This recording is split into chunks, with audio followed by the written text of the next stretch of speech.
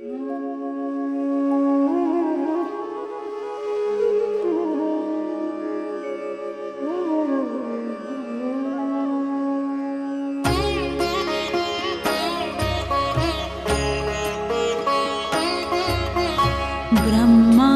मुरारी त्रिपुरान्तकारी भानुशशि भूमिसुतो बुधस्य गुरुश्च शुक्रः शनिराहुकेतव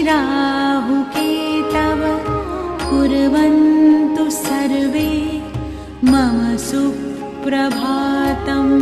ब्रह्मा मुरारी त्रिपुरान्तकारी भानुशशि भूमिसुतो बुधस्य गुरुश्च शुक्रः शनिराहुकेतव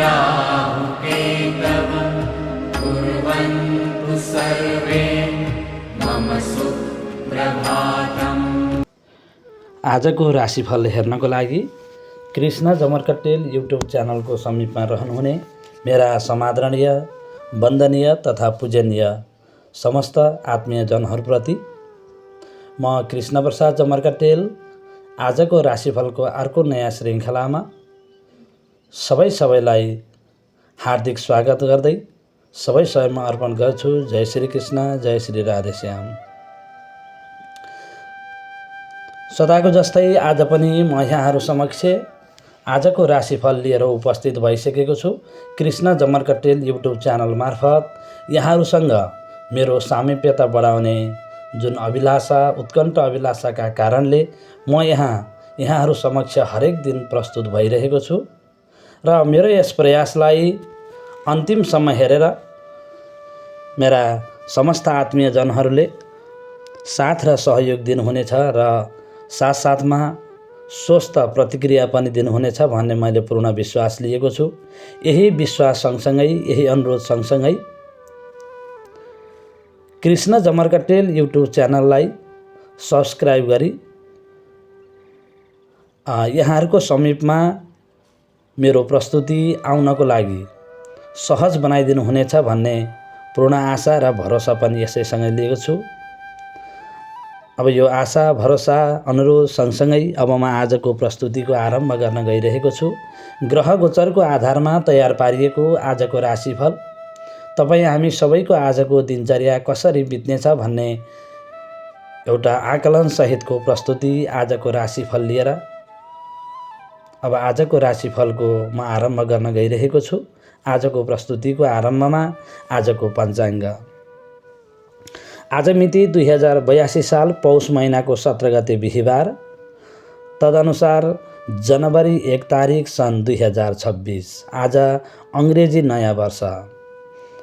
आज अङ्ग्रेजी नयाँ वर्षको यस पावन अवसरमा समस्त आत्मीयजनहरूप्रति सुख शान्ति र समृद्धिको हार्दिक मङ्गलमय शुभकामना व्यक्त गर्दछु।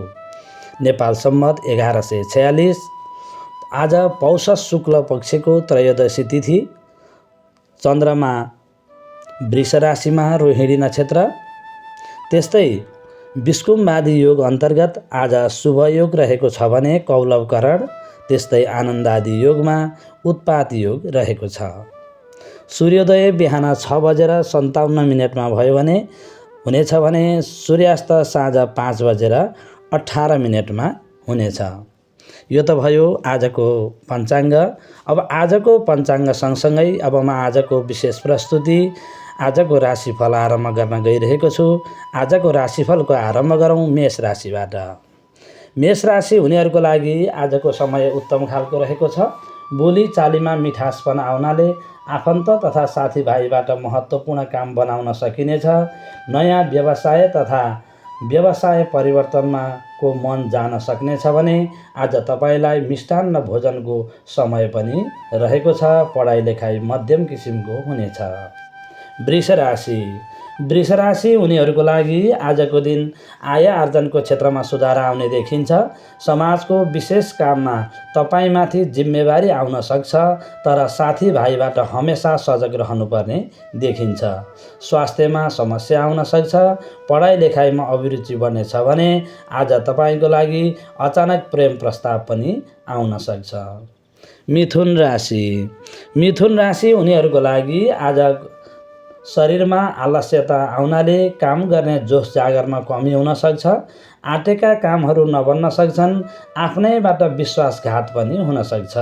आज तपाईँको लागि पति पत्नीमा सामान्य मनमुटाव रहला। पढाइ लेखाइमा मन जाने देखिन्छ भने आम्दानीको क्षेत्र मध्यम रहन सक्छ। आज तपाईँको लागि टाढाको यात्रामा सहभागी हुनुपर्ने देखिन्छ। कर्कट राशि उनीहरूको लागि आज समय तपाईँको पक्षमा छ। बोलीको प्रभावले समाजमा नेतृत्व गर्ने जिम्मेवारी आउन सक्छ।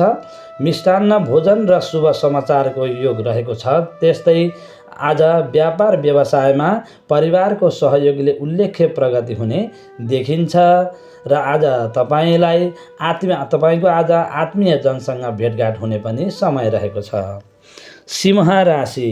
सिंह राशि उनीहरूको लागि काम गर्ने जोस जाँगर बढेर आउने देखिन्छ। राज्यबाट वा समाजबाट कुनै लाभ लिन सक्नुहुनेछ। जागिर तथा नोकरीमा पदोन्नति तथा रोकिएको काम बन्न सक्छ। त्यस्तै आज सामान्य चोटपटकको भइरहेको छ भने शिक्षामा उच्च प्रगति हुने देखिन्छ। दाम्पत्य जीवनमा सामान्य मतभेद नआउला भन्न सकिँदैन। कन्या राशि उनीहरूको लागि आज भाग्योदयको समय छ। विशेष स्थानमा मान सम्मान प्राप्त गर्ने अवसर मिल्ला। व्यवहारमा सरलता आउनाले सबैको प्रिय भइनेछ भने प्रेममा आनन्दको अनुभूति हुन सक्छ।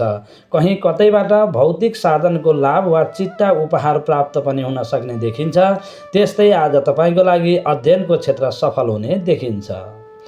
तुला राशि उनीहरूको लागि आज मध्यम खालको समय छ। गरेका कामहरू बिग्रनाले अपजस आउन सक्छ। व्यर्थको भ्रमण, अनावश्यक खर्च र आफ्नो घमण्डले गर्दा मान प्रतिष्ठामा दाग लाग्न सक्छ। दाजुभाइ तथा परिवारको सहयोगमा धेरै सहज हुने देखिन्छ। पढाइ लेखाइमा उच्च प्रगति हुने देखिन्छ। वृश्चिक राशि उनीहरूको लागि आज आय आर्जनमा सोचेको भन्दा धेरै प्रगति हुने देखिन्छ। रोजगारीमा रोकिएका कामहरू बन्न सक्छन् भने आज तपाईँलाई कामको राम्रो अवसर प्राप्त हुन सक्छ। प्रस्ताव हुन सक्छ। त्यस्तै दाम्पत्य जीवन सफल रहनेछ भने भौतिक सुखको अनुभूति होला। शुभ समाचार सुन्न पाइने समय छ। धनु राशि उनीहरूको लागि मध्यम फलदायी समय छ। आय आर्जन राम्रै हुने देखिन्छ। झट्ट अरूको विश्वास नगर्नुहोला। आर्थिक लेनदेनमा ध्यान पुर्याउनुहोला। आज खराब सङ्गतको कारण अशुभ कर्मको दोषी पनि हुन सकिन्छ। पढाइ लेखाइमा मध्यम प्रगति हुनेछ भने यात्रामा सजगता अपनाउनु पर्ने देखिन्छ। मकर राशि उनीहरूको लागि अचानक बहुमूल्य वस्तु लाभ हुन सक्छ। व्यापार व्यवसायमा नसोचेको प्रगति होला। सन्तानको शुभ समाचार सुन्न पाइनेछ भने विदेश भ्रमणको सुखद योग पनि रहेको छ। दाम्पत्य जीवन सफल हुने देखिन्छ, तर कमजोर आत्मबलका कारण विरोधी सक्रिय हुन सक्छन्। कुम्भ राशि उनीहरूको लागि भौतिक सुख सुविधाको प्राप्ति हुन सक्छ। मध्यम खालको व्यवसायमा स्थिर र सन्तोषजनक लाभ प्राप्त भइरहनेछ भने बोलीमा केही कठोरपन आउनाले आफन्तहरू अलि टाढा हुन सक्छन्। स्वास्थ्यमा केही समस्या आउन सक्छ। र अन्त्यमा मीन राशि उनीहरूको लागि व्यवसाय परिवर्तनको सोच आउनाले मन अस्थिर रहन सक्छ। दाजुभाइ तथा दिदीबहिनीको पूर्ण सहयोगले महत्त्वपूर्ण काम बन्न सक्छ। शरीरमा केही पीडाको महसुस हुने देखिन्छ भने वैदेशिक रोजगारमा रोकिएको काम बन्न मुस्किल पर्नेछ।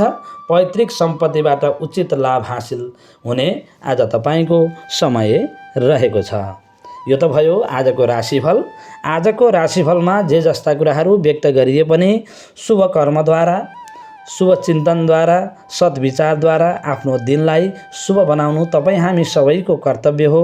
यही अनुरोध गर्दै तपाईँ हामी सबैको आजको दिन सुखद रहोस्, मङ्गल रहोस्। भगवान श्री लक्ष्मीनारायणको सदा सर्वदा शुभ कृपा दृष्टि तपाईँ हामी सबैलाई प्राप्त होस् भन्ने पुनः कामना गर्दै फेरि अर्को श्रृङ्खलामा यसरी नै राशिफलमा उपस्थित हुने छु भन्ने विश्वास दिलाउँदै म आजको यस प्रस्तुतिबाट कृष्ण प्रसाद जमर्कटेल बिदा चाहन्छु। हस्त। जय श्रीमन्नारायण, जय श्री कृष्ण।